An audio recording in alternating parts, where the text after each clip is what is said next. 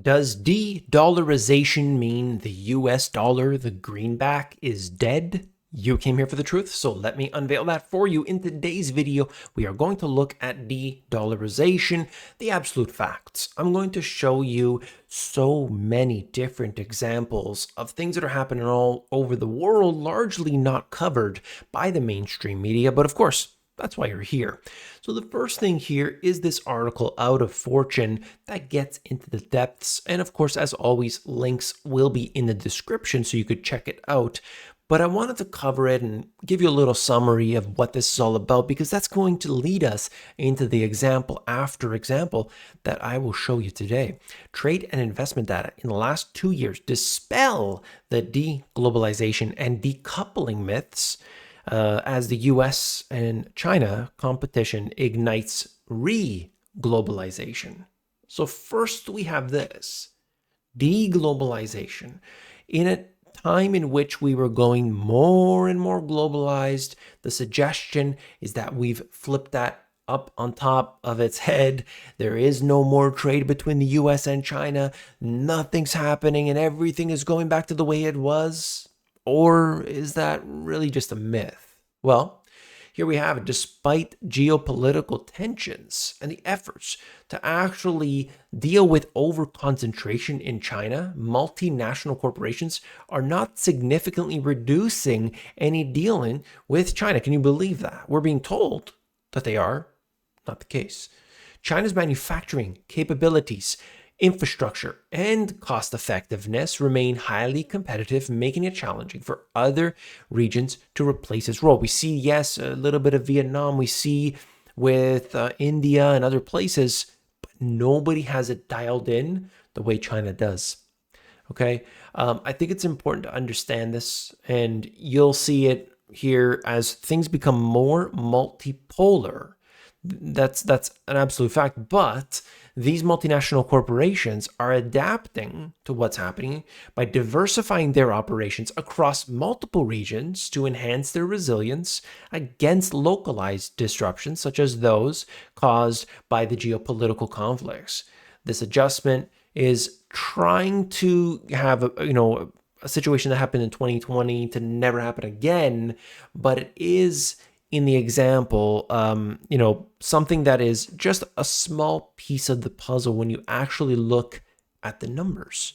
What about this? The start of de-dollarization, China's gradual move away from the US dollar. You see, this is all about trade. Now, if I'm a country, let's just say Russia and China, we're going to use this example multiple times today, and I want to deal with each other. I talked about this in my first book and my second book. Well, if I want to do business, I'm Russia, I want to sell oil to China. Why would I need to get US dollars and do an exchange with those US dollars? Why don't we just do business together? We don't need to have a reserve currency like the US dollar there in between. When the US says, no, we're going to do this, we're going to sanction you, we're going to restrict you, we're going to do, why are we playing by their rules? Why don't we just do deals between each other? And if we're doing more and more and more deals, there's more liquidity between the two, and there's more of a reason to hold each other's currency. Does that mean the US dollar is dead? It's never going to be, it's all gone tomorrow. It's going to be exploded. And no. But we have to be honest about what's happening here. This is China's gradual move away from the US dollar. The share of China cross-border payments and receipts in USD versus renminbi. I think it's pretty clear what's happening here. Less and less and less in US dollar and more in their currency.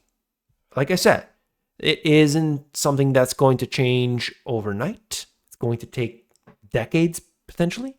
And it's not necessarily going to ever just go away entirely. Well, in the case of Russia, what do? They sold off their treasuries, their US debt, not because they wanted to. I'm sure they would have kept it. But the US said, we're going to sanction you. We're going to cut you off. And so Russia just basically said, all right, well, I guess we'll just sell this stuff off and we're done. They figured out another way to do business. They dealt with Asia. They went more to the Chinas and the Indias of the world. Here you can see The United States, the USD, is still dominant. There's no question about that. And you could see the details there in black and white. But things have changed. As American global hegemony ends, multi alignment rises. In this case, Putin says Russians, Chinese, brothers forever. I read that as maybe BFFs. Maybe? No? Okay. All right, great. 90% of all Russia China trade are now conducted in ruble and yuan. De-dollarization is not only possible, but a strategic imperative. It saves money and protects sovereignty. That's what's going on. That's what they are doing. But things are happening on all different levels. It's not just China and Russia. Taiwan is selling more to the US than China in a major shift away from Beijing, of course. What's happening here is there is a decoupling to some degree. When it comes to national security, especially when we talk about the advanced chips, we know that this is not coming the way of China. So China is going to say, okay, for that stuff, we're going to have to obviously make it on our own. We're not going to get it, and it's not going to come from there. But for a lot of, like the vast majority of stuff, we know that China is going to manufacture it. And obviously what's happening with Taiwan and China, perhaps there will be less and less and less dealings with each other. I'm not sure. I mean, I know that China has said, hey, we want to reunify. And Taiwan is kind of saying, no, thanks. That's going to be an interesting one. Very interesting. What I have read in Ray Dalio's book, one of his books that I read, he basically said it's not worth the U.S. backing up, actually backing them up, because, bringing them in when they could simply just say, fine, we'll continue our dealings the way we were doing it. Nothing's really going to change for us. So, I don't know. What do you think, though? I'm actually curious to know what you're thinking about it, because I could see what Dalio's talking about, but at the same time, we know that the posturing has clearly been there, right? Well, the centrality of the US dollar in international monetary and economic systems since the 1940s has been overwhelming. It's a reserve currency, medium exchange, and a unit of account. Some countries and regions have historically attempted to reduce their reliance on the dollar, dubbed de-dollarization, but none of them were broad-based. Well, now things have certainly changed. This time is different. That's what they say here. Discontent over the dollar's supremacy is more widespread geographically, covering Southeast Asia, the Middle East, and Latin America. All right? And they go on. That's happening. It's happening in one part of the world, more so than the rest. All right? This is just talking about the details. As of March 2024, over half of Chinese payments were settled in RMB, 42% settled in USD. Okay? And so this is just more of that. I don't want to, beat a dead horse on it, but a group of emerging nations could soon start knocking down one key pillar of dollar dominance. We're talking about the BRICS nations. And this is where things start to really wake up, because if these BRICS nations, which is now expanded so much, because we have the powerhouses, the oil powerhouses of Saudi Arabia, of UAE, there are so many new countries that have been added in there, and they have a lot of resources.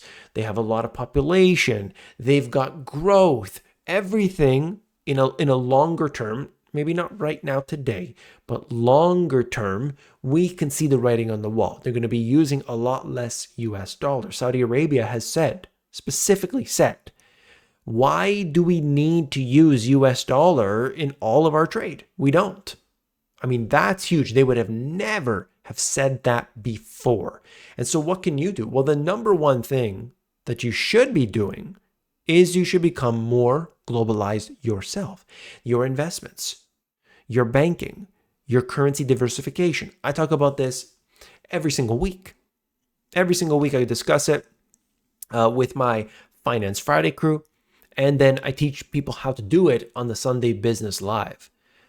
It's difficult. There's no question about that, to be in let's say a 9-to-5 job, and you're just not aware of this level of financial education.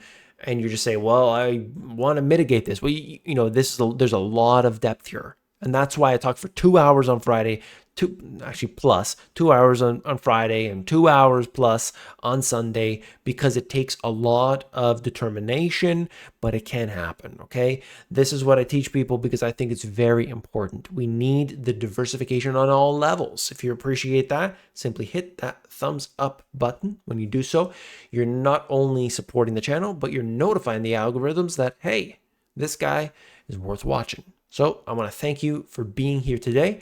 And as always, I'll see you tomorrow. Take care.